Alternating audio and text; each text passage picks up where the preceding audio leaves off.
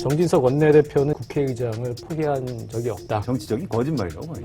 새누리당의 돌변, 국회의장을 가져가야겠다. 박근혜 대통령의 지시랄까요? 거부권을 행사한 법률안이죠. 청문회 활성화법. 야당 출신 국회의장이 대의에 부친되거나 대통령한테는 스트레스가 될 수 있거든요. 그건 치명상을 입는 거죠. 가습기 문제, 어버이연합, 백남기 씨 사건, 정은호 게이트, 이 정권에 치명상을 줄 수 있는 내용들입니다. 특히 저는 이제 더 정치 시즌2의 진행을 맡게 된 한겨레 정치팀의 김태규 기자입니다. 자, 오늘 첫 번째 얘기, 국회 원구성 협상 얘기부터 좀 시작해 보겠는데요. 6월 7일 법정 기한이죠. 국회의장단을 선출해야 하는 법정 기한인데 난항을 겪고 있고 원구성 협상이 새누리당이 국회의장을 먹겠다 이렇게 나와서 지금 협상이 잘 안 되고 있는 상황인데요.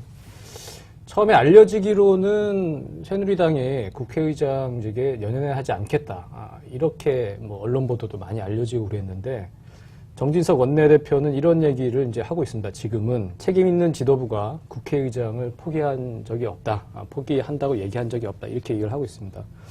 저도 실제로 찾아보니까 정진석 원내대표나 이 원내 지도부가 그렇게 얘기를 한 적은 없더라고요.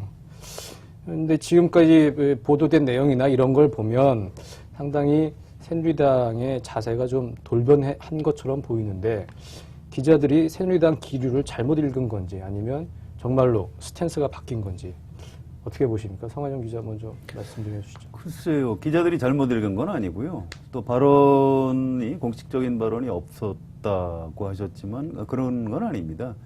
원내 수석부대표를 맡고 있는 이제 김도읍 의원 계신데요. 이분이 그 기자들 있는 자리에서 이제 원내대책회의 발언을 할 때 국회의장을 야당에 민주당에 넘겨주는 걸 전제 조건으로 여러 가지 발언을 한 일이 있습니다. 박지원 대표가 애시당초에 했던 말이 있습니다. 국회의장과 법사위원장은 1, 2당이 안 보내서 가져가라. 그런데 박지원 대표가 말이 바뀌었습니다. 국회의장은 누가 갔든 법사위원장은 야당이 가져야 한다. 그 얘기는 박지원 대표가 제안한 게 더불어민주당이 원내 1당이니까 국회의장을 가져가고 그다음에 원내 2당인 새누리당이 법사위원장을 갖는 게 좋겠다. 이렇게 얘기했다가 아니다. 국민의당이 법사위원장을 해야 되겠다. 이렇게 입장을 바꿨다.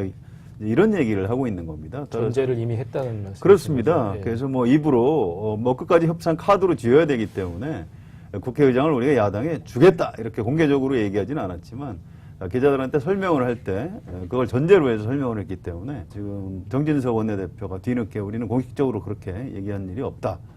이거는 정치적인 거짓말이라고 봐요.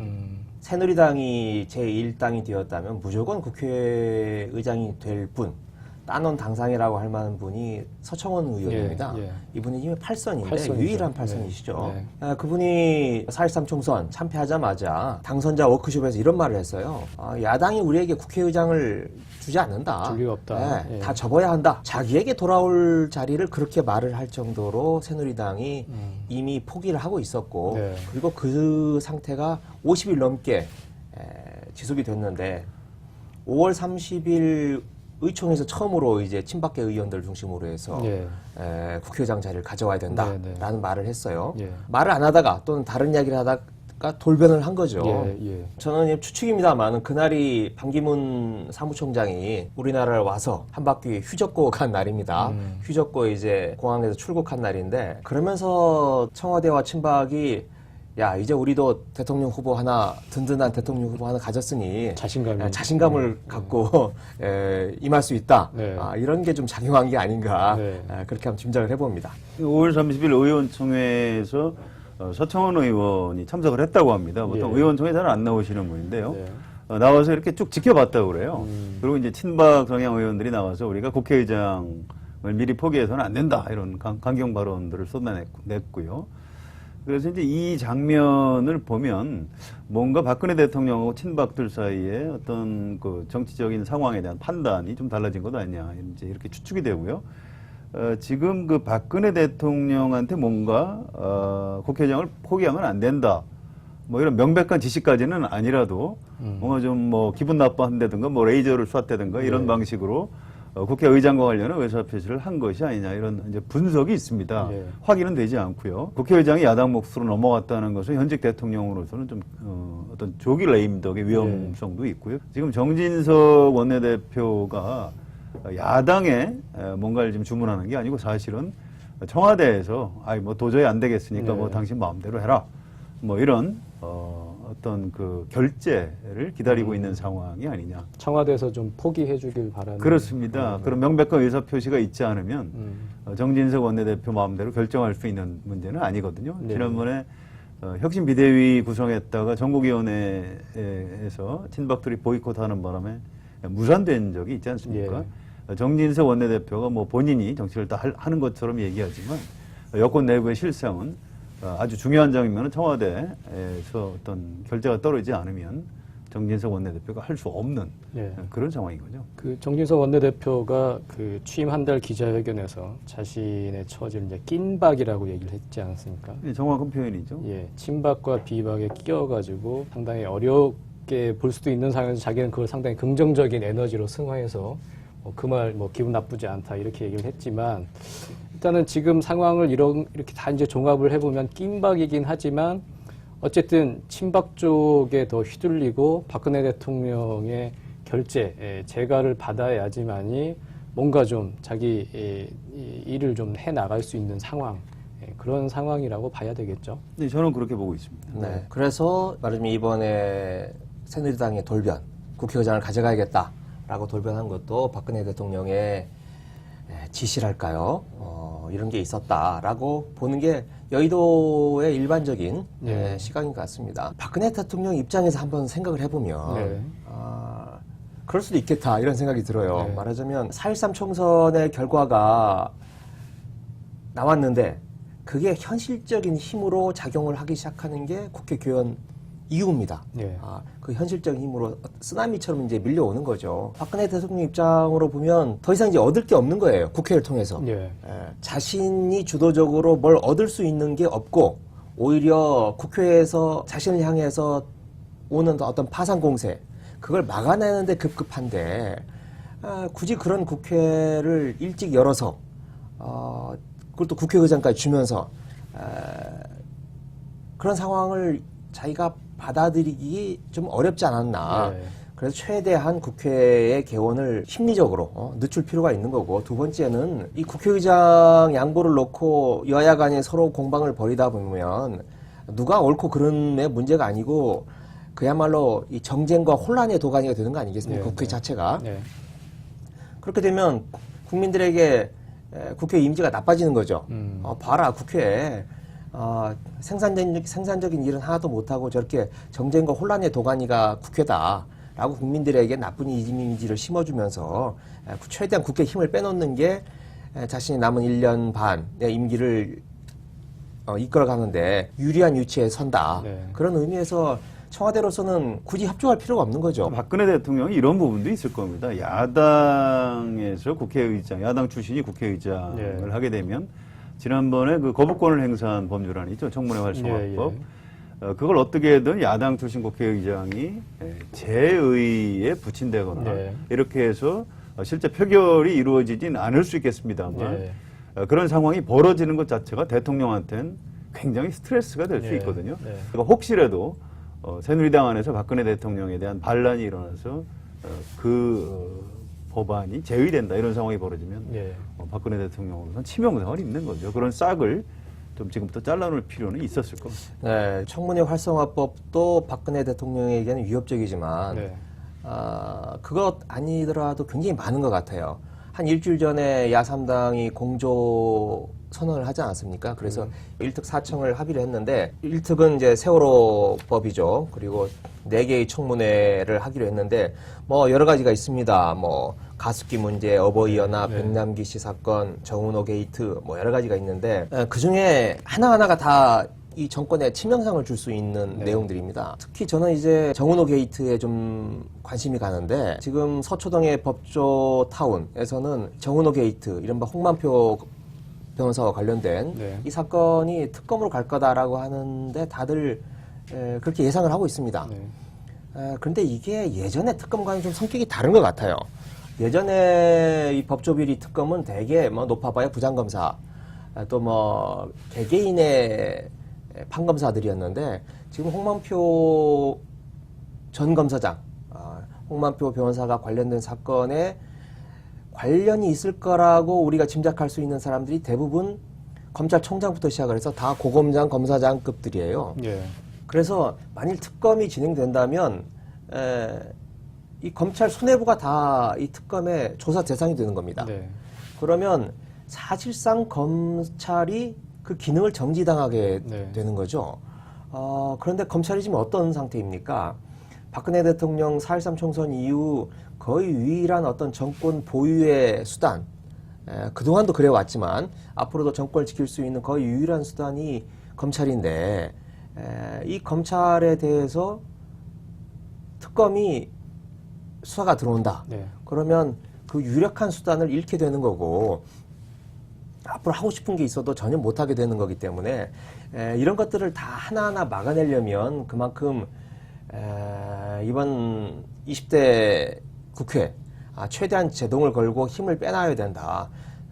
그러려면 국회의장, 법사위원장, 뭐 운영위원장 다 이런 중요한 포스트를 새누리당으로 막아야 된다. 네. 라고 하는 어떤 그런 절박감이 이 청와대에 있는 게 아닌가. 그래서 이렇게 세게 나오는 거고, 그리고 안 받아들여지더라도 뭐 나쁠 거 없다. 최대한 시간을 끌자. 이런 게 지금 청와대와 새누리당의 어떤 계산이 아닐까. 그렇게 짐작을 해봅니다. 검찰 뭐 그러려면 선거에서 이겼어야죠. 네. 일단 그러면은 앞으로 어떻게 될까요? 그러니까 정진석 원내대표가 사실 정치를 오래 한 사람이고요. 네. 바보가 아닙니다. 어차피 현실적으로 타협이 불가피하다는 걸 잘 알고 있는 눈치고요. 어제 이제 일부 기자들한테 한 얘기가 국회의장 얘기는 안 하고 갑자기 운영위원장 네, 얘기를 예. 했습니다. 그래서 야당에서 운영위원장을 요구하는데 이건 너무하는 것 아니냐. 뭐 이런 전례가 없다. 이런 얘기를 하는 걸 보면 야당의 운영위원장을 넘겨주지 않겠다. 이런 얘기를 사실은 기자들을 통해서 청와대 쪽에 하고 있는 거라고 저는 해석이 되고요. 운영위가 이제 청와대를 담당하는 그렇습니다. 운영위원회 소관 네.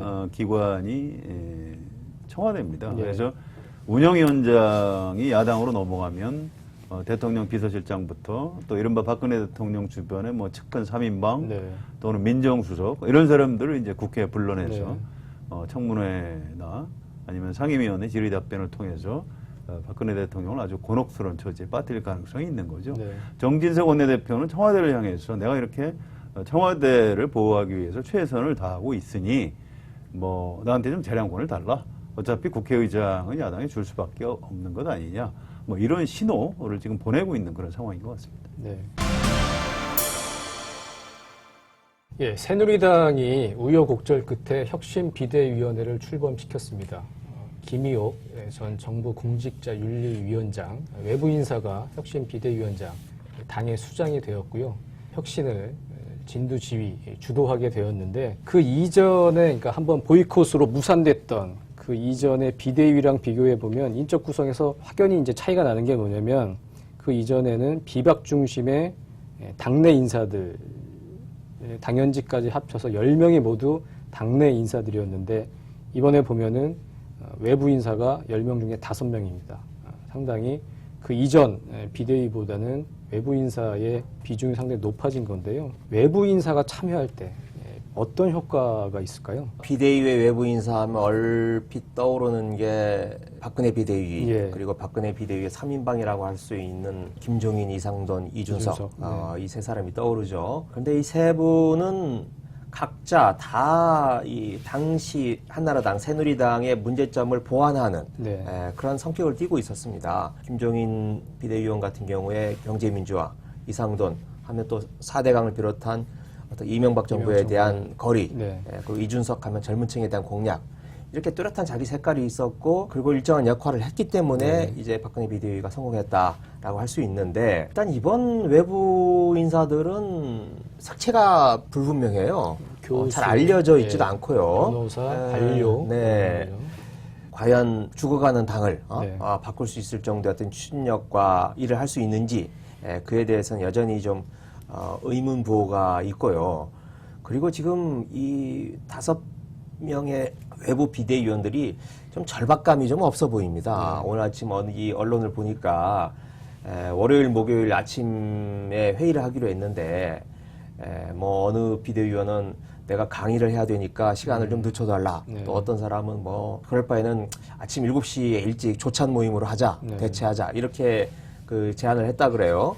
결국 다 자기 일 다 본 다음에 비대위 회의를 하자라는 뜻 아니겠습니까? 그만큼 어떻게 보면 지금 이 당을 살려야 된다라고 하는 절박감이 좀 모자라 보이기 때문에 지금 외부 비대위원들 어느 정도나 이 당의 혁신을 할지 좀 의문스럽습니다. 그러니까 절박감이 없는 외부 인사로 구성된 비대위는 성과를 내기가 어렵다. 그런 말씀이신 거죠. 근데 그 전에 있었던 혁신비대위하고 좀 비교를 해야 되는데요. 전국위원회 때문에 이제 무산됐습니다만 김용태 의원이 위원장을 맡고 거기에 사실은 외부보다 중요한 게 내부에서 비박 인사들을 대거 참여시켰었는데요. 그 중에 6명인가요? 빠졌습니다. 비대위가 다시 만들어지면서.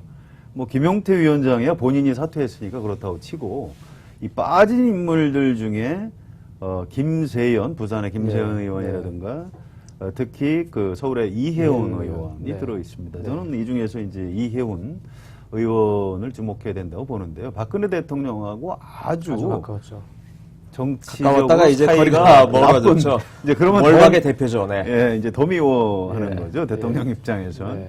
그리고 이혜훈 의원이 이제 국회의원 되기 전에 박근혜 대통령에 대한 이런저런 이제 비판, 충원 이런 것들을 했는데 그게 아주 청와대에 자세히 보고가 됐고 박 대통령이 굉장히 좀 싫어했다고 합니다. 이런 것들이 작용해서 친박들이 들고 일어났고 그래서 이제 정진석 원내대표가 꾸렸던 그 혁신비대위원회가 침몰해버리는 출범도 못하고 침몰해버리는 원인 제공을 사실은 이혜훈 의원이 들어있기 때문에 벌어진 일이다. 이제 이렇게 친박들이 설명을 하고 있습니다. 그러니까 이제 그런 진짜 새누리당 혁신을 위해서는 친박 비박 융합해야 되고 비박 박근혜 대통령하고 사이가 안 좋더라도 김세연 의원이나 이혜훈 의원 이런 사람들을 김용태 위원장하고 묶어서 출범시켜서야 되는데 그거하고 이제 외부 인사들을 끌어들인 혁신위원회하고 비교를 해보면 새로 출범한 혁신위원회가 뭐 과연 무슨 일을 할 수 있을지 저는 굉장히 좀 비관적으로 봅니다. 어쨌든 개혁을 하고 혁신을 하기 위해서도 당의 사정을 잘 알아야 하고 그러니까 물론 외부 인사들의 어떤 참신한 시각도 필요하지만 당의 내부 사정을 잘 알고 그런 사람들이 좀 있어야 뭔가 좀 개혁을 할 수 있을 것 같은데요. 그렇죠. 뭐 정치를 모르는 사람이 정치 개혁을 할 수 있나요? 저는 그게 바로 정치 혐오증이나 이제 반정치주의에 기댄 현직 대통령 또는 정치에서 기득권을 쥔 사람들의 음모라고 생각을 합니다. 뭔가 좀 상황이 안 좋으면 외부에서 정치에 대해서 아무것도 모르는 사람들을 대거 끌어들여서 자기 마음대로 판을 다시 한번 연장하고 뭐 이런 수법이라고 봐야 되겠죠. 어쨌든 지금 혁신 비대위는 꾸려졌고 김의호 비대위원장이 이걸 이끌고 있는데 어쨌든 이렇게 꾸려진 상황에서 새누리당 혁신이 성공하려면은 어떤 작업이 조금 수반이 돼야 할까요? 기본적으로 이런 일은 물론 쉽진 않겠지만 이런 것까지는 나가야지 그래도 저는 가능성이 없다고 생각하고요. 새누리당 의원들한테 물어봤는데도 혁신을 진짜 할 거라고 생각하십니까? 이렇게 저한테 되묻더라고요. 그러니까 뭐 혁신의 성공 조건 이런 건 지금 뭐 존재하지 않고요. 이 새로 출범하는 그 혁신위원회, 비대위원회의 의미 자체가 사실은 혁신하고는 좀 거리가 상당히 멀다. 이게 좀 냉정한 현실인 것 같습니다. 그래도 근데 굳이 말씀을 드리자면 비대위의 가장 혁신이 성공하려면 가장 기본적인 조건이 제가 보기엔 독립성인 것 같습니다. 권력으로부터 독립성. 말하자면 박근혜 비대위가 성공할 수 있었던 것도 그 당시 이명박 정부와 거리를 두기가 있었기 때문에 가능했던 겁니다. 그런데 지금 김의옥 비대위원장이 비대위원장 된 지 얼마 되지 않아서 박근혜 대통령의 그 공항 영접을 나가서 나왔죠. 지금 구설수에 오르고 있지 않습니까? 정진석 원내대표한테도 얘기 안 하고 갔대요. 그렇죠. 그럼 지난 총선에서 국민들이 심판한 내용이 뭡니까? 가장 중요한 내용 중에 하나가 청와대가 새누리당을 하부기관으로 무슨 출장소처럼 만드는 데 대해서 국민들이 분노하고 심판을 했던 건데 비대위가 가장 먼저 해야 될 일은 그렇다면 청와대와 거리를 두고 자신들이 독립적이고 독자적으로 당을 개혁하려고 하는 모습을 보여야 되는데 김의겸 위원장이 거의 첫 행보가 그렇게 공항 영접에 나가서 고개를 조아리는 모습이니 그게 가능하지도 않을 것 같고요. 지금 비대위가 가장 먼저 해야 될 것이 그 복당 문제 아니겠습니까? 복당 문제를 일단 감옥안에 결정을 내겠다고 얘기했어요. 그런데 새누리당 출신의 무소속 의원이 지금 7명인가 있는데 가장 지금 핵심이 유승민 의원이죠.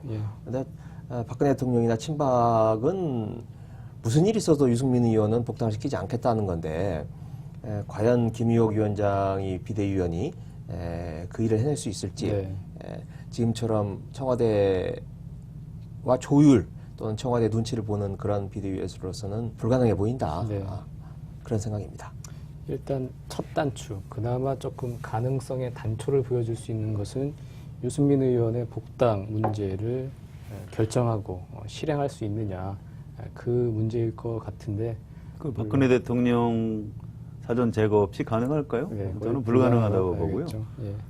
그 공항 영접 나간 거에 대해서 국민의당의 장진영 대변인이 논평을 했는데요. 연불보다 잿밥에 마음이 있는 것 같다. 그러니까 여기서 이제 혁신위원장 경력 쌓고 박근혜 정부에서 국무총리 정도 노리는 것 아니냐, 뭐 이런 얘기들을 정치인들이나 이제 기자들이 분석하고 있는데요. 뭐 전 실제로 그런 생각이 좀 없지 않은 것 같고요. 뭐 따라서 당연히 박근혜 대통령이 싫어하는 유승민 의원 복당, 이걸 김의겸 위원장이 앞장설 가능성은 없다고 봐야 되겠죠. 그렇죠. 우상호 원내대표가 지금 원구성 협상 이제 교착을 겪으면서 이런 얘기를 했습니다. 그 새누리당은 갖고 있는 걸 내놓기 싫은 거다. 의원들이야 자기는 당선됐으니 선거에서 졌다고 생각하지 않는다. 그러니 조정이 안 된다. 그러니까 자신들이 졌다는 거를 알지 못하고 인식하지 못하고 있다는 얘기입니다. 그런데 지난 총선에서 새누리당이 참패했다는 것은 누구도 부인할 수 없는 사실이죠. 혁신은 반성에서 시작됩니다. 새누리당은 그 총선에서의 패배를 깨끗이 인정하고 그 바탕 위에서 혁신도 시작될 거라고 생각이 듭니다. 새롭게 단장한 더정치 시즌2 오늘은 여기까지입니다. 감사합니다.